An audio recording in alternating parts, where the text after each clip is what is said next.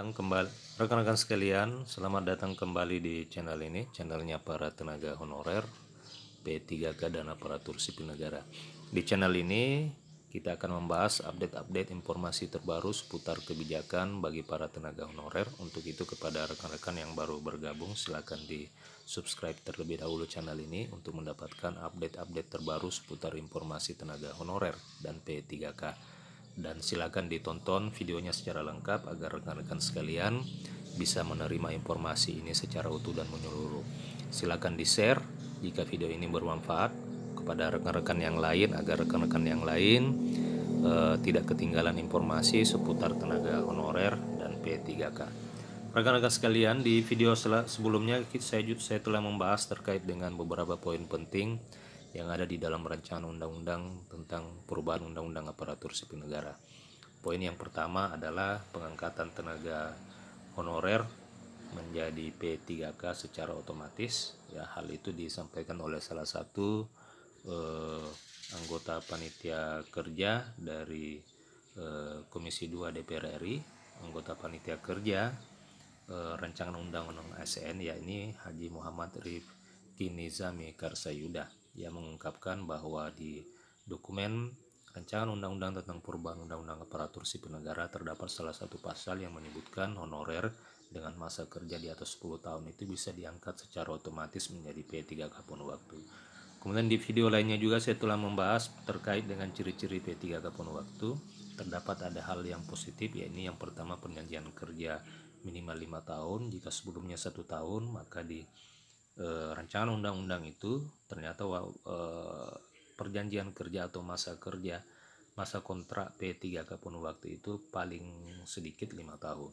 Jadi ada penambahan. Kemudian yang kedua, P3K juga memiliki hak mendapatkan pensiun. Kemudian yang ketiga adalah P3K juga bisa mengikuti asesmen untuk menduduki jabatan struktural eselon 3, 2, dan 1.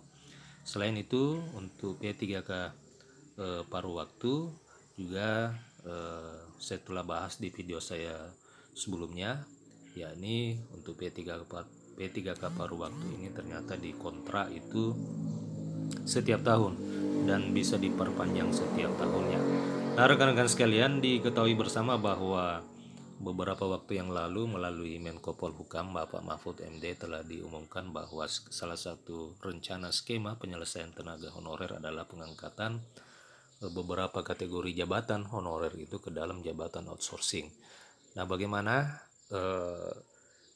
saat ini kebijakan itu, apakah memang kebijakan itu ingin dilaksanakan atau seperti apa? Nah, berdasarkan bocoran yang disampaikan oleh Rifki Zani ini dari panitia kerja rancangan undang-undang ASN, ia membocorkan terkait dengan adanya ide outsourcing, di mana ternyata ide outsourcing ini mengoutsourcingkan tenaga honorer dengan kategori jabatan itu akan dibatalkan dan tidak akan dilaksanakan di rancangan undang-undang tentang perubahan undang-undang aparatur sipil negara ini.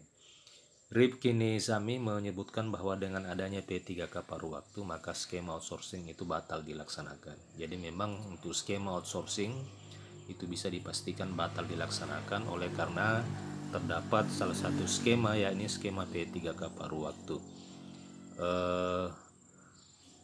Padahal rekan-rekan sekalian, di peraturan Menteri Keuangan untuk skema outsourcing itu pendapatan atau gajinya itu lebih tinggi, ya.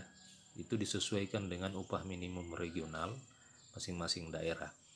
Nah, apabila diubah menjadi P3K paruh waktu, maka dapat dipastikan gajinya akan lebih sedikit, bahkan tetap dengan sama atau kondisinya sama dengan saat ini. Oleh karena memang gaji dari P3K paruh waktu ini tidak sama dengan gaji P3K penuh waktu atau P3K full time.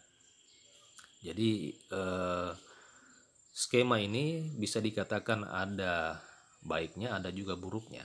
Baiknya adalah rekan-rekan sekalian sudah bisa mendapatkan status menjadi aparatur sipil negara. Oleh karena P3K paruh waktu ini merupakan aparatur sipil negara atau ASN, sama dengan PNS dan P3K. Cuma dibedakan dari sisi pembayaran gaji dan masa kerjanya. Akan tetapi negatifnya adalah jika outsourcing, pembayaran gajinya itu akan disesuaikan dengan UMR atau upah minimum setiap daerah. Nah, tentu dengan penyesuaian UMR ini, gaji yang didapatkan oleh para tenaga honorer yang akan di-outsourcingkan tentu lebih tinggi dan sesuai dengan jumlah UMR di setiap daerah. Nah, rekan-rekan sekalian, Rifki Nizami menyebutkan bahwa sebelumnya itu kan ada ide outsourcing, akan tetapi dengan ide outsourcing ini banyak menimbulkan pro dan kontra oleh karena sistem tersebut membuat para honorer tidak ada hubungannya dengan negara. Jadi ternyata setiap alasan dihilangkannya ide kebijakan outsourcing ini salah satunya adalah menimbulkan pro dan kontra oleh karena memang sistem tersebut membuat para tenaga honorer itu tidak memiliki hubungan dengan negara. Ketika dialihkan ke P3K paruh waktu, maka setiap individu honorer itu berhubungan dengan negara.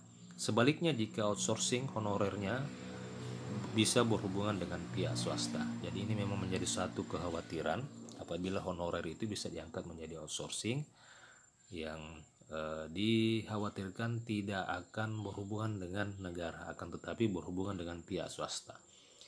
Makanya ternyata salah satu alasan ini yang menjadi alasan pemerintah untuk tidak memperlakukan skema outsourcing ini. Nah, rekan-rekan sekalian, bagaimana tanggapan rekan-rekan terhadap kebijakan ini? Silakan dituliskan komentar dan keluhannya di kolom komentar video ini. Demikian rekan-rekan video terkait dengan poin penting dari rancangan undang-undang tentang perubahan undang-undang aparatur sipil negara. Terima kasih telah menyaksikan. Sampai jumpa di video berikutnya.